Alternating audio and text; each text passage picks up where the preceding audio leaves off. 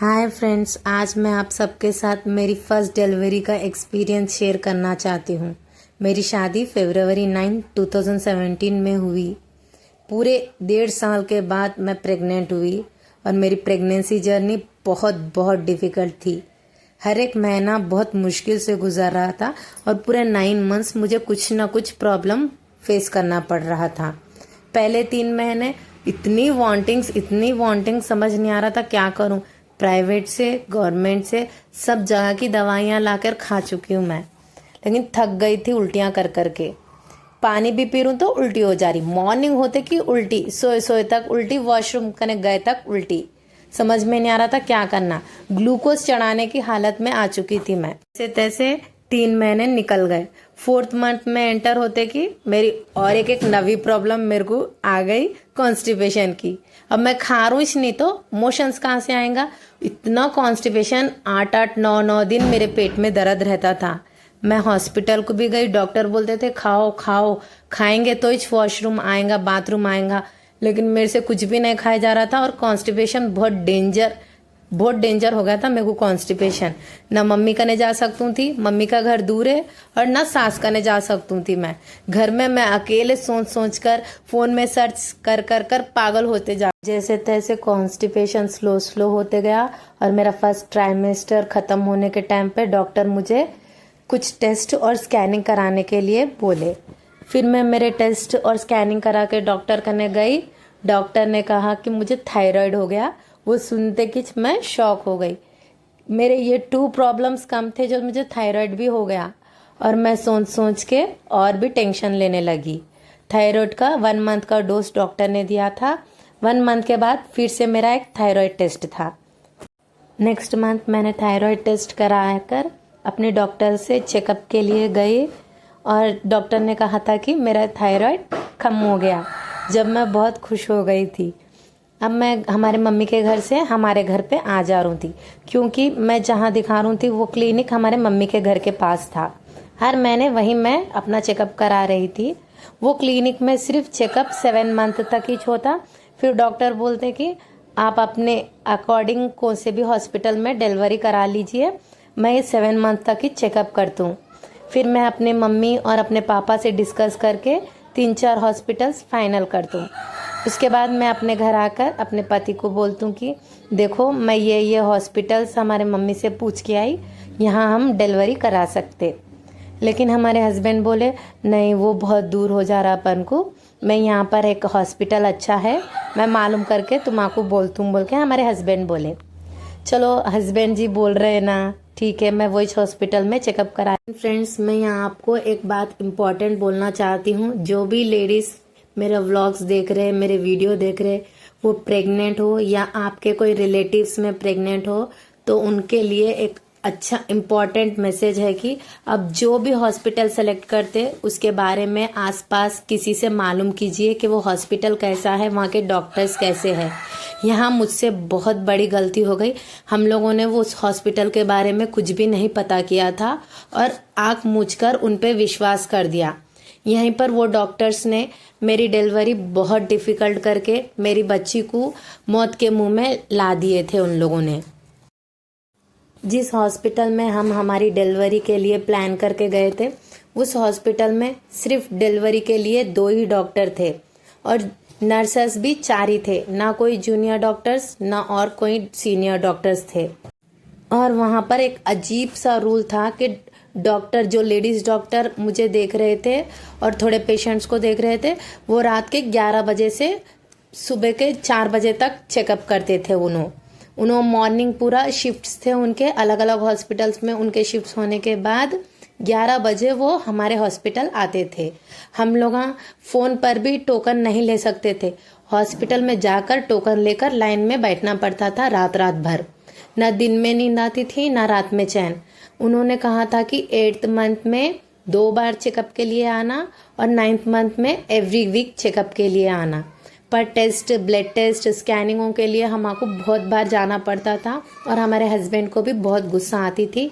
मैं मेरे हस्बैंड को बहुत सुनाती थी कि ये क्या डॉक्टर रात भर हम लोगों को ऐसा वेट करा रहे हो, कितना वेट करेंगे अपन। हम लोगों को बहुत गुस्सा आती थी। फिर भी हम लोग अब डिसाइड कर लिए, आधा ट्रीटमेंट भी हो गया, अब 9th मंथ नगीस है डिलीवरी के बोल के खामोश चले जा रहे थे मैम मेरे। और अब मेरा 9th मंथ शुरू हो चुका था और मैं रेगुलर चेकअप्स के लिए भी जा रही थी। और डॉक्टर ने हमें 27 दिसंबर को चेकअप के लिए बुलाया था। और उस दिन मैं मेरे हस्बैंड बहुत थक चुके थे और हमारे में हिम्मत नहीं थी कि टोकन लेके हम रात रात भर बैठकर चेकअप करा कर आए। और हम लोग डिसाइड कर लेते कि 28 को अपन चेकअप के लिए जाएंगे बोल के। और उस दिन हमारे मम्मी फ़ोन करके बोलते कि 28 दिसंबर को ग्रहण है, आप नेक्स्ट दिन चेकअप को जाओ बोल के। और अब मैं मेरे हस्बैंड डिसाइड करते कि 28 को नको 29 को जाएंगे बोल के। आप सबको तो पता है ना फ्रेंड्स, अपन कने ग्रहण में प्रेग्नेंट लेडीज़ के लिए कितना रिस्ट्रिक्शन है, ग्रहण में बाहर नहीं जाना बोल के। तो उसी लिए हम लोग डिसाइड करते कि 29 को हम लोग चेकअप करा लेंगे बोल के।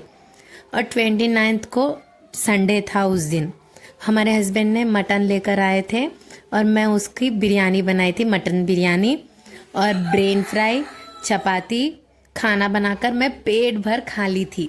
और फ्रेंड्स शाम में 4 बजे मैंने थोड़ा स्नैक खाया और चाय और रस्क खाया।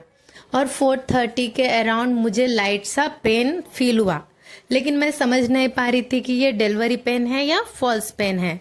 क्योंकि फ्रेंड्स 9th मंथ में ऐसा फॉल्स पेन हमें 2 से 3 बार हो सकता है। मुझे भी ऐसा फॉल्स पेन स्टार्टिंग में एक बार हुआ था 9th मंथ के, फिर वो थोड़े ही देर में कम हो गया था। मैं समझ रही थी कि ये फॉल्स पेन है, कम हो जाएगा बोल के, लेकिन वो मुझे हर 25 मिनट्स को 20 मिनट्स को वो पेन आ रहा था। मैंने हमारे हस्बैंड को कॉल करके बोला कि मुझे पेन्स हो रहा है, आप जल्दी से आ जाओ बोल के। उन्होंने बोले कि उन्होंने बहुत दूर है। हमारे हस्बैंड एक ड्राइवर है फ्रेंड्स, मैंने आपको पहले ही बताया था। और हमारे हस्बैंड बोले मैं अपने सिटी से बहुत दूर हूँ, मैं आए तलक 2 to 3 आवर्स लग सकते, आप जल्दी जल्दी अपना डिलीवरी बैग पैक कर लीजिए और बैठो, मैं आ रहा हूँ बोल के हमारे हस्बैंड बोले। तो मैं बोली उनको टेंशन मत लो, हल्लू से आओ, अभी तो पेन शुरू हुआ है, अभी डिलीवरी होने का टाइम लगेगा बोल के मैं उनको बोल के फ़ोन, फिर हमारे मम्मी को फ़ोन करी। मैं हमारे मम्मी पापा को भी फ़ोन करके बोली कि मुझे पेन्स शुरू हो रहे हैं, मेरे को लग रहा कि ये डिलीवरी पेन्स ही है बोल के।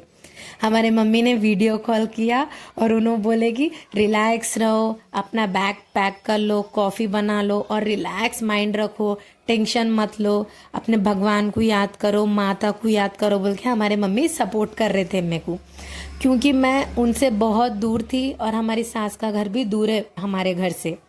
हमारे मम्मी क्या बोले, मैं डायरेक्टली हॉस्पिटल को आ जाता हूँ, तुम भी हॉस्पिटल को आ जाओ बोल के हमारे मम्मी बोले। ठीक है बोल के मैं अपने हल्लू हल्लू अपना काम करके अपना घर सेट कर ले रही थी कि मैं जहाँ का सामान वहाँ रख दूँ बोल के। मुझे पता था कि डिलीवरी के बाद डायरेक्टली मैं मम्मी के घर जाऊँगी, क्योंकि मुझे पता था कि मैं डिलीवरी के बाद हमारी सास के घर से फिर डायरेक्टली हमारे मम्मी के घर को जाऊँगी बोल के। इसलिए मैं सब सामान सेट करके अपना डिलीवरी बैग लेकर बैठा हुई थी। हमारे हस्बैंड आ गए। हमारे हस्बैंड ने हमारे मम्मी को भी, हमारे सासू माँ को भी कॉल कर दिया था रास्ते में कि हमें हॉस्पिटल जाना पड़ेगा बोल के। और हम लोग यहाँ से 7:40 को निकले। रास्ते में हमने हमारी मम्मी को भी ले लिया, हमारी सासू माँ को लेके हम लोग डायरेक्टली हॉस्पिटल जा चुके थे। 8 o'clock को हम हॉस्पिटल के अंदर थे, नाइट 8 o'clock को। और उस दिन संडे था, बहुत कम डॉक्टर्स थे उधर, थे दो डॉक्टर, वो दोनों भी आउट ऑफ स्टेशन थे उस दिन।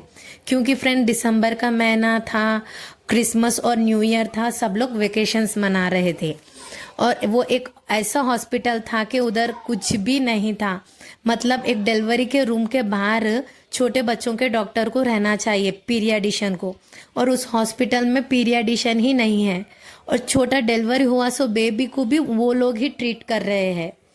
ये सबसे बड़ी गलती हमसे हो गई। हॉस्पिटल एंटर किया, हमारे हस्बैंड ने सारी फॉर्मेलिटीज़ पूरी करी, उन्होंने एडवांस भी पे कर दिया और मुझे नर्स रूम में ले जाकर ग्लूकोज लगा दिए।